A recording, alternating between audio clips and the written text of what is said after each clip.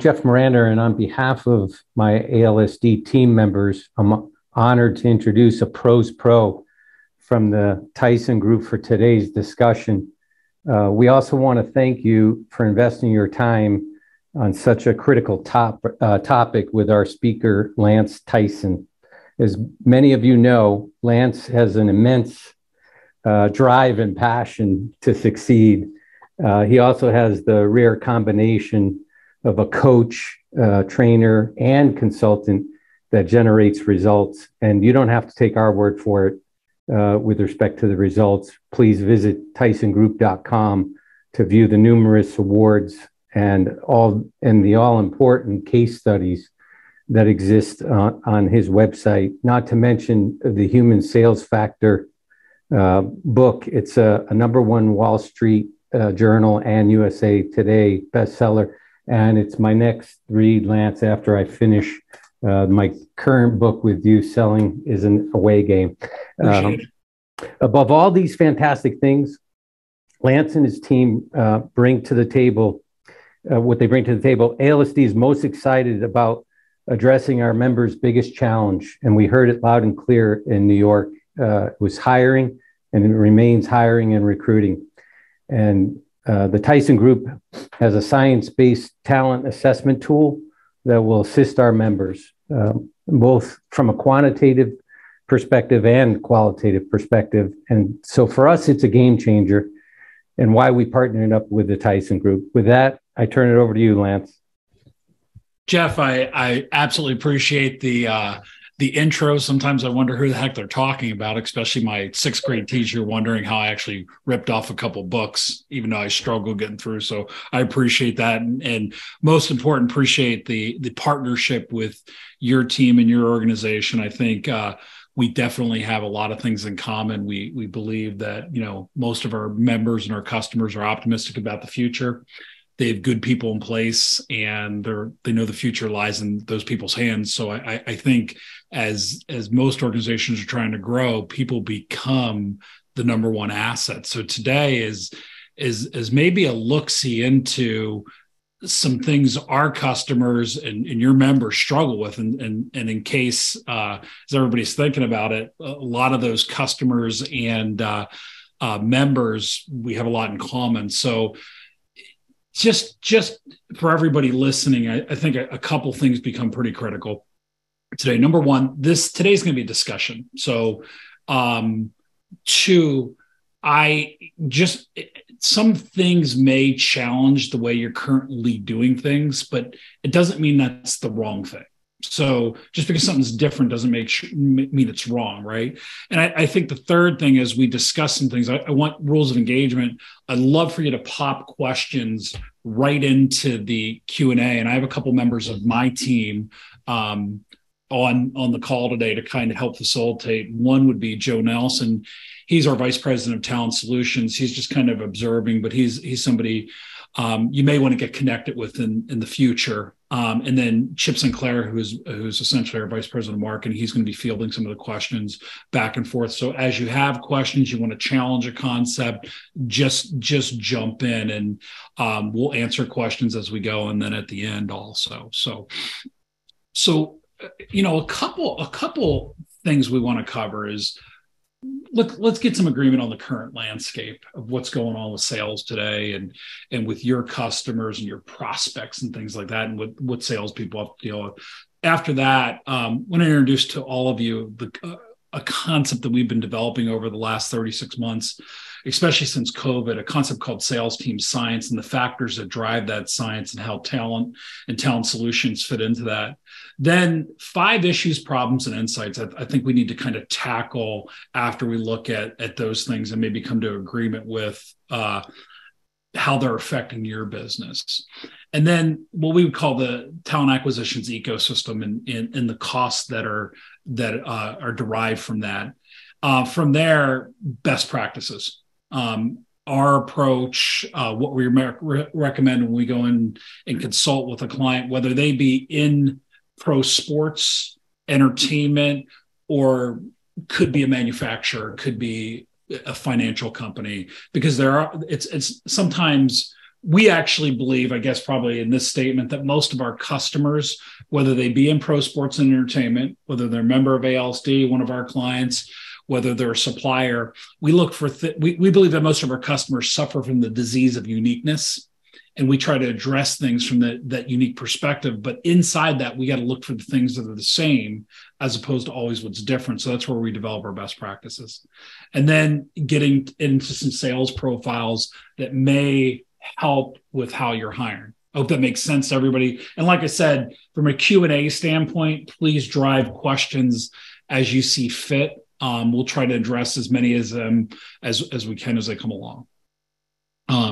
And then any next steps, and that's what we'll end today with. So I think if we're looking at the current landscape, there's 3 factors based off our research from our writings, our research, feedback we're getting in multiple different industries and our research partners.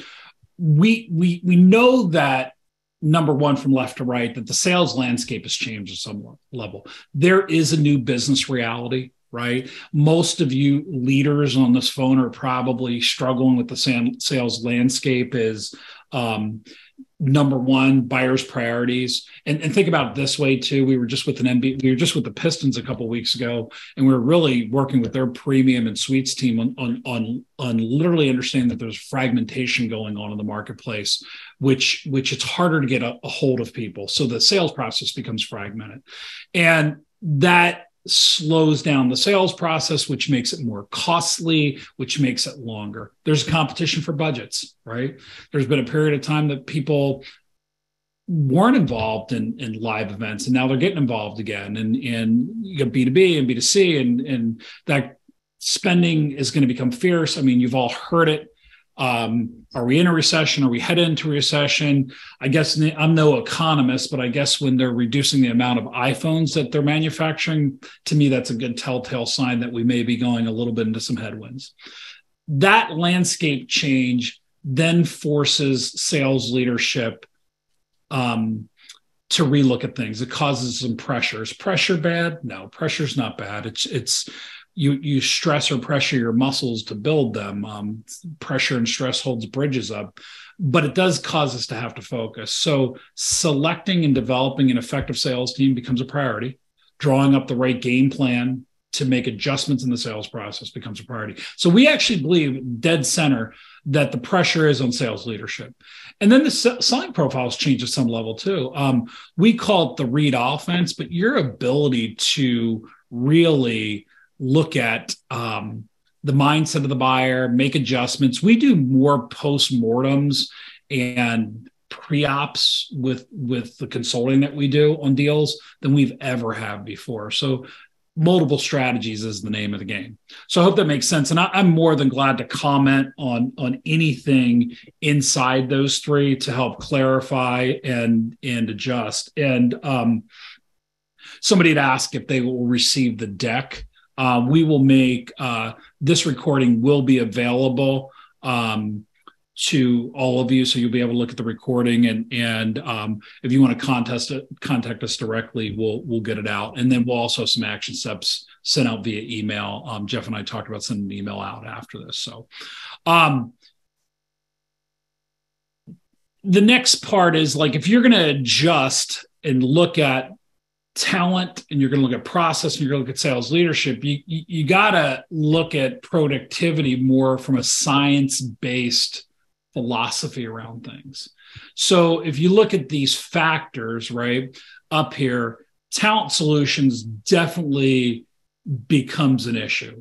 Why? Well, I don't think it's any secret. If you're in sports and entertainment at this point, I think the cat's out of the bag a little bit, right? Where it's becoming a little bit harder to recruit, to look at, to find talent, to where to source it. We're going to get into that a little bit.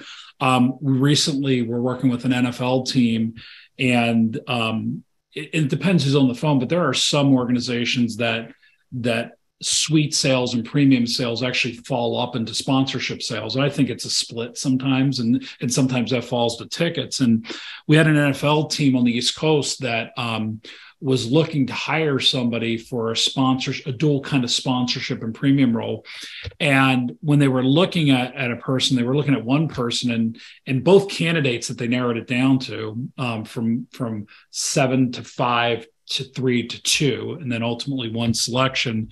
Both candidates were met all the diverse background that the organization wanted. One had less experience, one had more experience. One was an internal candidate and that had less experience, and one was an external candidate that had a great LinkedIn resume.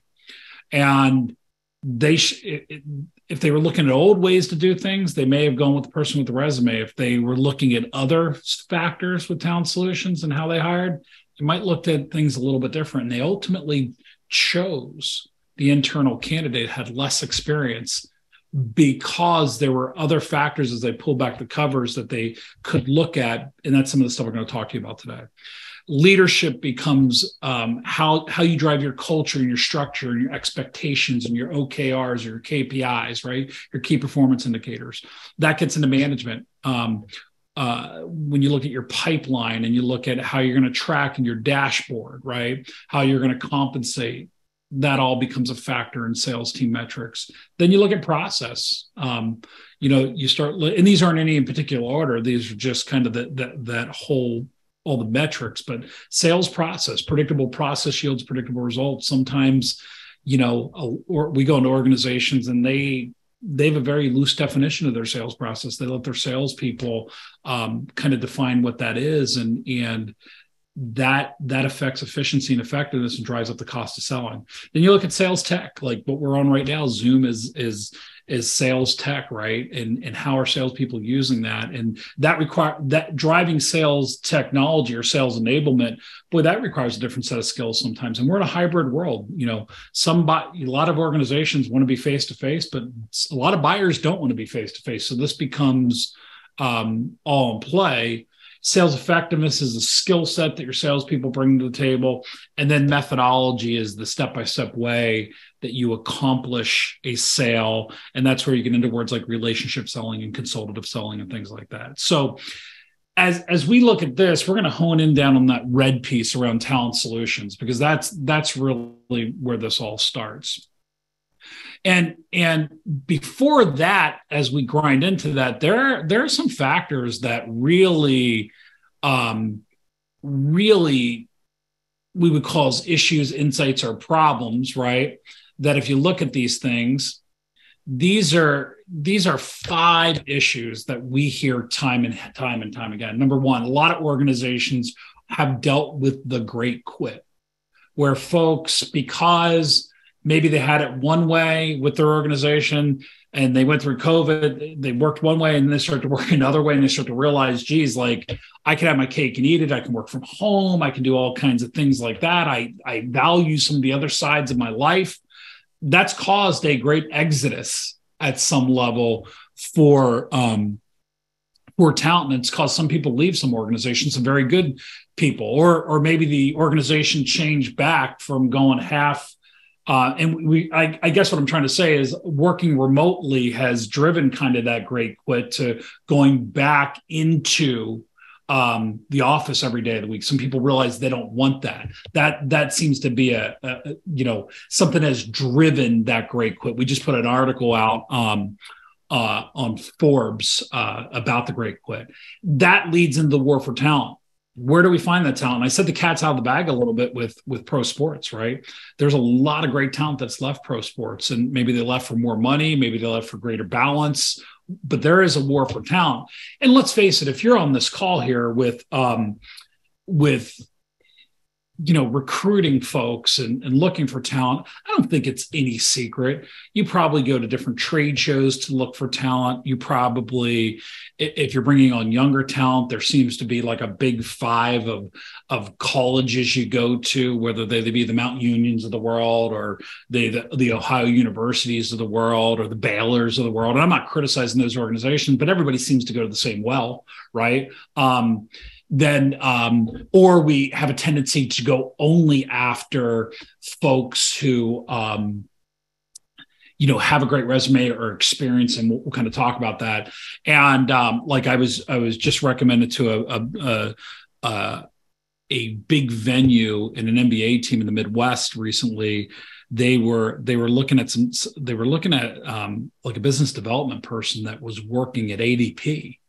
And I strongly suggested they go out to ADP, and they go, well, why? I said, well, you want somebody for a premium. ADP really does a great job, almost, kind of like Enterprise does, at developing young talent to understand business. And geez, we would have never even thought to do that, or even go to an Enterprise. I said, right. I said, you gotta look maybe differently than we have before. Maybe it's just not those sports degreed people that are going to be the best people for us. Maybe there's other things, other ways to look at it. So there are two big macro issues, but then as you start looking at the hiring process and the recruiting process, there's a tendency, at least in most of our clients, and I don't know if it's true in your business, we tend to hire people who date really well. Meaning, I often think about and it's been years since I've personally been in the dating world, but I remember any time that I dated or when I married my wife, I mean, they're like, Lance is a great guy. I dated well very early. Like the front end of the process, you put on an air, you put on a perception that you want people to buy. And sometimes we end up hiring those folks, people who date and interview really well. And I don't even think that's a third of the story we should be looking at. There's much deeper ways in the science-based approach that we could be looking at things. I mentioned going to the well, right? And literally going to the well, that's that same well that every other team goes to. But I want to end with this last bullet point. And at my board meeting, we were talking about this at a board meeting on Friday, and I have some really smart people on my board. And he said, when people buy from you as an organization, do they primarily buy qualitative results or quantitative results? And I go, what do you mean? And he goes, well, do some firms hire your firm because they want their salespeople to be more professional, or they want them to do? And I said, yeah, that's definitely. They go, how about quantitative results? I said, what do you mean? Like an increase by X in sales? I go, sometimes. And then that actually got me thinking a lot about when we hire people. I think sometimes we have a tendency, and I think this becomes an issue, a problem in Insight. That's why I ended on this one bullet point, is I think we have a tendency to hire people who date really well, and we look at the qualitative things they bring to the table. I really like that person. They seem to be a good person. They did really well in the presentation or answering questions, or they showed qualities that I would like or the team would like. They'd be a good locker room person. And I think that's only part of the story too. And that drives the issue and the problem.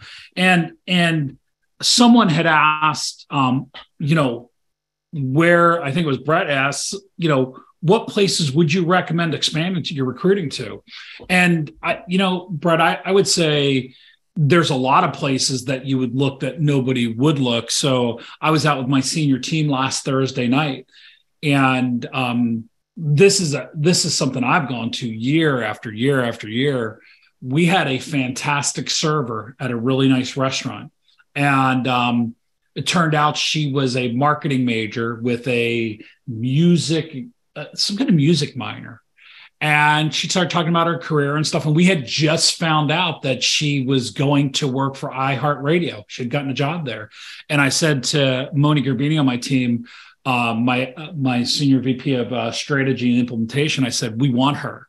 And she said, why? I said, well, iHeartRadio does a good job of vetting talent out too. She's handled this table well. So Allison, my vice president of training this week, is just kind of meeting with her, recruiting her. So like, I think you would look for people in spots. Now, I also understand the question is we want to be looking at how to get greater quantities of people. I think the strategy has to be how you find the onesies and twosies, and then where you find the quantities also. Because remember, everybody fishes in the same pond. Everybody's going to the same colleges and stuff like that.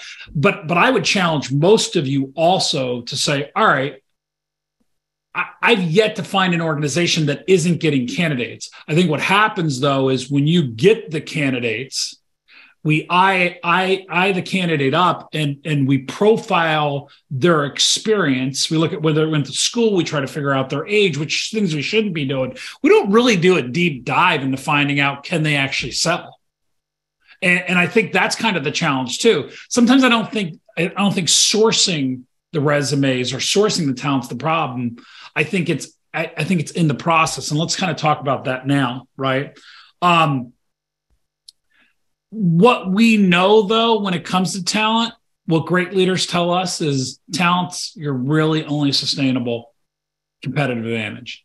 How you hire and who you hire is absolutely custom critical. Your ability to lead, manage, and then develop your talent determines your level of success. And I think you'd all agree with that. So as we do a deeper dive, I present to you a funnel on really kind of the talent acquisition and candidate ecosystem, right?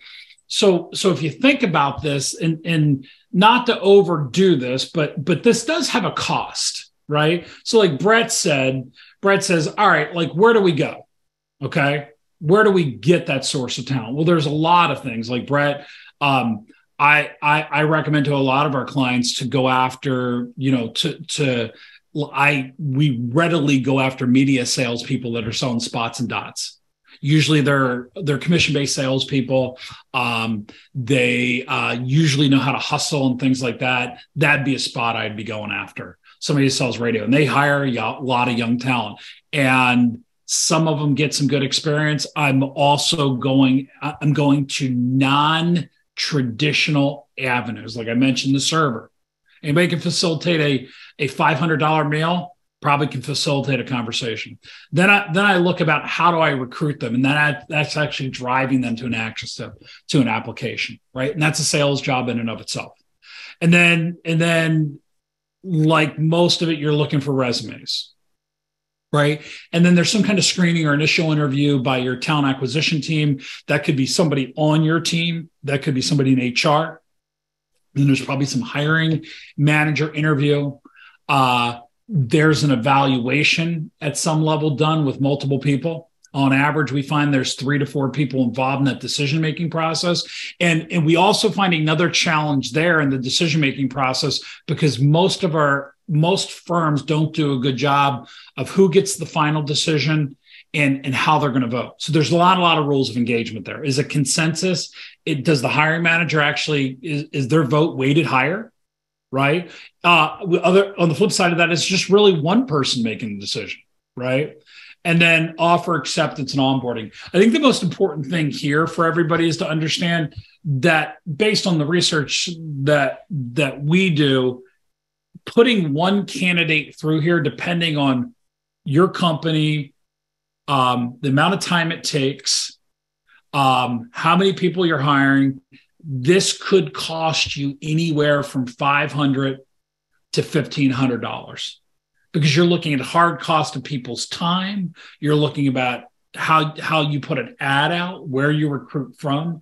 I was talking to an exec the other day they were looking for a high quality sponsorship salesperson. And I said, who's doing the search? He goes, I am. And I said to him, and it was a chief revenue officer. I said, is that worth your time? He goes, well, the right person is. I said, is that worth your time? Should you be doing this? How much time is it consuming? I said, to be straight. And he goes, it's taking a lot, costs a lot of time, right? Because everybody recreates the system every single time. Predictable process yields predictable results. So if this looks vaguely familiar to you, or if you're seeing this more as a process now than you ever have, that becomes pretty important around talent management. Now, when we look at best practices, okay, and our approach that we recommend, we see the world a little bit differently, because let's just face it, if you just really, like most organizations we talk to, like I said, actually get candidates, but what they do is they eye them very quickly And they I don't know if any of you ever read the book or listened to it on audio. It's a really long book. It's called Think Fast, Think Slow. And thinking fast, quick definition is you're following your gut, you're following your intuition. If something looks the same or resembles something you've done in the past, that's you can think very fast there. And thinking slow would be like a concept is if I said to Brett, who asked the last question, if I said, Brett, real quick, I'd like you to take 527, multiply that by 27 and subtract 5. He would immediately slow down and he would say that I probably got to think about, am I good at multiplication? Am I good at this? I need to know why you're asking me to do that equation. And I think a lot of times there's thinking slow, looking at the right information becomes pretty important for best practice in talent management. So the first question is, if you look at the magnifying glasses, how do you identify factors that statistically can predict success? Okay. Let me give you a very rudimentary way to do it. Let's just say if most of you remember ever being in inside sales, right? You probably made a lot of B2C calls. And I get a lot of organizations. We were talking to the Browns earlier today about this. And one of their managers said, well, this person has done really well in inside sales. And I said, okay, so have they sold B2B or sold B2C? And that they were looking to promote this person. They said mostly B2C. I said, well, how does that statistically predict success? Well, they could sell. I said, yeah, but you're asking somebody to go from a simplistic sale to a complex sale. Are you looking at the right thing? And then when we put it that way, because it's easy to go B2B to B2C. It's hard to go B2C to B2B. That's not necessarily a predictor for success. So then secondly, we find best practices. Our customers analyze the capacity of the whole sales organization to address and then look to address the gaps they want to hire and develop. Like, what are they missing? If you look at lead generation, presentation, resolving objections, doing some kind of investigation, closing, negotiation. Most organizations that do it best, they know what they're missing. So if you look at most premium or sponsorship teams, they have anywhere from 5 to 10 salespeople. They're looking to fill a gap. And then from there, align your talent management strategies to your business goals and go-to-market strategy. Right. And then it doesn't stop there. What are you going to do to develop? Most best practices, most of our good clients understand that training is not an event, it's a process, that ongoing development. And then do you put the people in the right roles? And then over time, and most of you know what millennials and Zers it's very important for them. And it's a top 2 for most of them. It's not as much about how much money is can they see the progression in their career path, because that affects retention. So these 5 factors really drive a macro approach to the right talent management solutions. So then if we take that a step further, right? How do you take it? Can you then take the job description, right, and look at some kind of profile that would predict success, right? And I think the gap here that we typically see is what we post for a job, and this is part of the recruiting process, as opposed to what will predict success are 2 different things, and they don't match. And that's sometimes where there's a differential in KPIs and misunderstanding. So you got to be able to look at the profile of the person you're going to hire, right? Which is a collection of measurable competencies, essentially how fast somebody can run the 40, and then how those competencies relate to success and role versus what a client-specific job description is, right? Sometimes they don't match. We find that more often than not when somebody like Joe on my team goes in. So we have to line that up. Now, next is to understand what you're hiring for. Listen, I was quoted years ago, and I actually believe it was in a Sports Business Journal article that I personally think the hardest thing to sell is a premium product or suite. And here's why. And it's where I see the most cost in terms of sales funnel.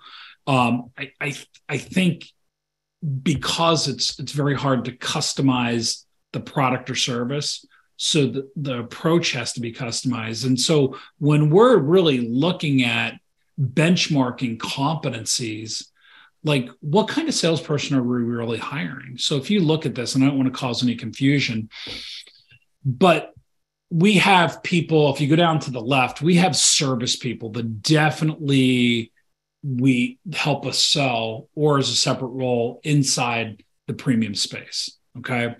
But part of the premium sale or suite sale is more, if you go up to the middle where it says high touch and new logos, we got a new business person, and existing logos, real selling to existing logos and their existing brands. I actually think premium is kind of this kind of person you're looking for. They're a high touch, right? Because let's face it, and I'd write this down, having a suite or a premium seat is important, but not urgent. And I will tell you, as a business owner, we own premium inventory with teams inside of Ohio where our offices are. We have premium seats, the Blue Jackets, the Browns, and we spend money. I would tell you as just a probably our ideal prospect profile, small to mid-sized business owner, I could tell you that we don't need those things to help our business be better. They augment what we do, right? They're an addition to.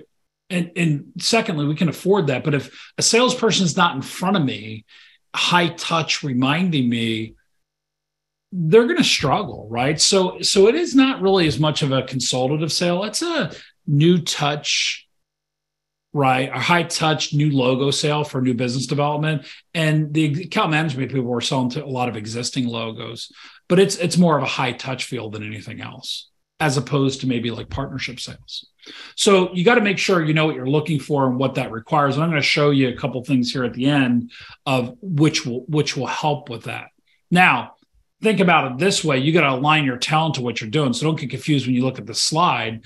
But from a solution complexity standpoint, a premium sale is more action oriented, right? So if you look at the X and Y axis here, or the kind of the vertical and horizontal. So vertical, low to high solution complexity, premium sale is not very complex. Let's face it, it's not, right? So it requires an action approach, an outbound inside sales, new product sale, outbound inside sales, whatever it would be, a very action approach, because the buyer experience or expertise is you're kind of teaching them about that. So that is something that I kind of want you to think about, right? So you got to kind of align, right, the role with the sales approach. And that's one of the things that we definitely help our clients do.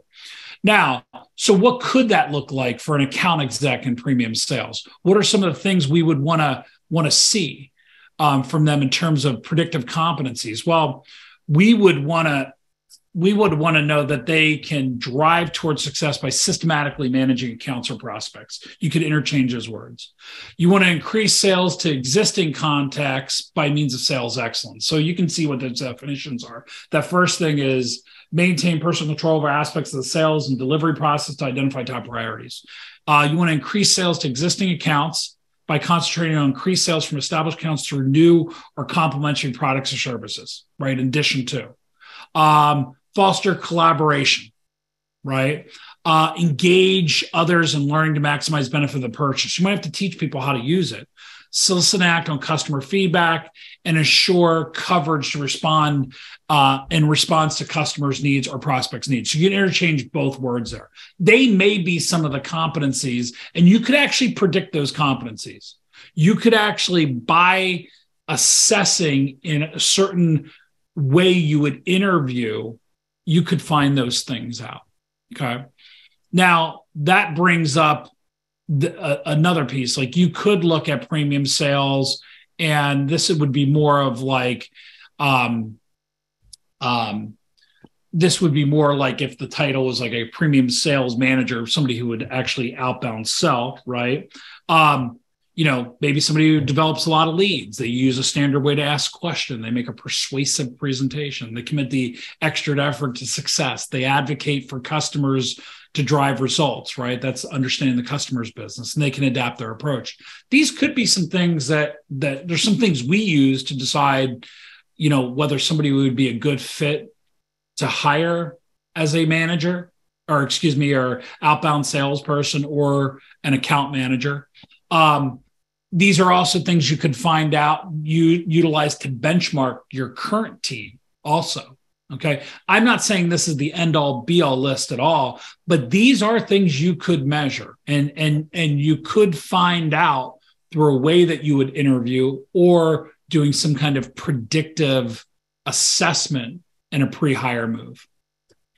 And if you kind of look at how an assessment would be done in terms of best practices, if you were going to change your system a little bit and you look at the talent that you are getting in, so forget for a minute where you are looking at or look at how the amount of resumes you have right now or the incomings that you do have, where would you stick assessments? Well, like if you notice, Tyson Group is hiring for a BDR position right now. And what we call business development directors, an outbound, what we call like a training consultant, somebody that's doing outreach, much like a premium rep. Well, we've driven resumes and say like over the last 2 weeks, we've got like 10 or 15. Well, we immediately put those folks through an assessment. And that's one of the things we partnered with ALSD on. And then from there, we actually are more concerned about, do they have the competencies or incapacity to do what we do or to sell what we do, before we worry about where they worked before, how much experience they have, because we're more focused on the individual that way. And what could that mean? Could you get somebody that maybe has a degree? Could you get somebody that doesn't have a degree? Could you get somebody that is younger than maybe the role has tiered out on before? Like, for instance, we have a couple BDRs that we bring in every year. We bring in 2 or 3 classes of very young business development reps, and we do an assessment on them right away. We have a person right now who's very young, but from a capacity standpoint, she scores higher from a capacity standpoint than some of our existing reps. What's that mean? Well, we might have to tailor a way to train her a little bit on the industry and give her some different experience, but she'd be a great hire versus some of the other people we're getting right now. And that's what's causing things to maybe get you guys to think a little bit differently. So you would stick assessments in a little bit early, and that would drive the interview, and then reduce the decision-making time, if that makes sense, right? So just a couple more thoughts as we kind of land this plane here today. What the winning combination ultimately is if you're going to hire and win this war for talent and combat this great quit, 30% of your decision-making should ultimately be some kind of predictive competency assessment. 30% of your decision-making should be in some kind of structured interview. And I would coach, beg, insist that you really looked at how you all interview. Because if you're really just more looking at the qualitative things from somebody, I think you're missing. And there's ways to even interview to find out some people's capacity to do things. And then 30% would be on their background, reference checks, and things like that. And 10% to your gut. I think right now, most of us probably rely 25 to 30% on your gut. And I'm always told, yeah, but my gut is pretty good, Lance. And my next question is, has your gut ever failed? And they said, well, yeah, it has. So your gut's not 100%. So I would basically, there's too much science out there now to select people and get the right person. The only thing some of this stuff can't measure is grit, right? Grit's important, but it's not the only thing. There's skill sets we can measure. So I would say, how are you measuring the current capacity of your organization? And our partnership with ALSD. If we're going to send an email out, if you want to understand more how you could actually use some of this science to reduce your selection time, get more accurate with who you hire, and predict success at a higher level, we should have a conversation at some level. So I'm gonna drop it right there, and I think there are maybe a couple questions, and I can get a little bit deeper into there. So I don't know who has the first question or the next question, but we'll start from there. So Chip is texting me real quick, and I'm gonna go into, and I can go over anything else here. So other questions? Good, Chip. No questions yet. So that's either I just did such a bang up job, or nobody feels like they want to answer questions. So one of the questions we usually get with adding some kind of a predictive assessment into any things is, how does this work with human resources? Typically, human resources really gets behind things like this because they realize there is such a strain. They need more decision making or data driven into their decision making. So it actually helps make a clearer decision. Another question that a friend of mine who's on this just texted me is, or somebody I know, wouldn't necessarily say they're a friend, is are these are what you're indicating, where else could like a science-based way to do this affect the business? I think I'm understanding that the right way. I think the other thing you could do is you could look at your whole organization, your capacity. You could essentially do something like this. And I had I'm going to show you this. A lot of times organizations will have us come in and sorry for throwing so many slides at you guys, but sometimes organizations will have us come in and look at their whole team, and they'll use a science-based approach to find out areas that maybe the organization is not doing a great job with, right? Like if you can see here, this would be more kind of a management assessment. This is about 10 different managers and coaches. So this person, this organization really kind of struggles with, excuse me, let me go back that slide, I apologize. This organization really struggles with coaching, right? Because this is a management assessment here it was done to develop different employees in different areas. So I think there was a question from Bill, for premium, repeat sales are important. That seems seems a functional service personnel. I think service personnel will be a good fit, could be a good for premium sales. Yeah, I guess if I'm understanding the question, they could be, like some of the things I was showing you are depending on the organization, the job role and title. A service person could be a good fit in sales. You would have to find out if they want it to be, if I'm understanding that question the right way. But there are some transferable skills in doing an assessment. You could actually see if they're capable. I was just at an MLB team, and one of their service people, the way they were answering questions and the way they were participating and the way they presented themselves, I said, I actually think that she might be a better salesperson. And we ran an assessment on that person. No, we had already run an assessment. So we pulled a profile against a sales role. And when we compared her results to the existing team, if you say the existing team was 6 people and you saw this woman's assessment, you would have hired her just based off the assessment because her capacity was so much higher than everybody else. And they actually were looking to hire outside the organization. And when they had a conversation with the service person and shared some of her results and stuff, she made the transition over. So yeah, I think you could absolutely do that. Any other questions or comments at this point? So just being respectful of time. We called this for about 45 minutes. I know everybody has a job to do. What if you do want to know more about our partnership with ALSD?